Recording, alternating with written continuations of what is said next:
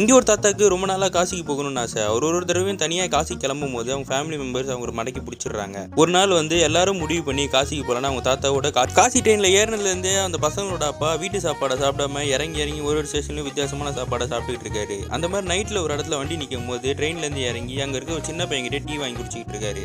Tea வாங்கி குடிச்சிட்டு அந்த பையன்கிட்ட 500 ரூபா காசு கொடுக்குறாரு. அந்த 500 ரூபா காசை பார்த்தோன்னே அந்த பையன் தூக்கிட்டு ஓடிடுறான். ஓடி போன பையனை இவர் துரத்திக்கிட்டு இருக்காரு. அதுக்குள்ளே ட்ரெயின் மூவ் ஆயிடுது. அவங்க ஒய்ஃப் பார்த்துடுறாங்க. அவங்க அங்கேருந்து கத்தி கூப்பிடுறாங்க. அவரும் வேக வேகமாக ஓடி வராரு. இவங்க கையை கொடுக்குறாங்க.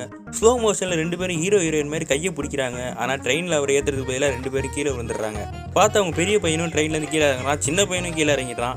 4 பேரும் வெளியில் நிற்கிறாங்க. ட்ரெயின் அங்கேருந்து போயிடுது. தாத்தா மட்டும் உள்ளே நிம்மதியாக தூங்கிட்டு இருக்காரு.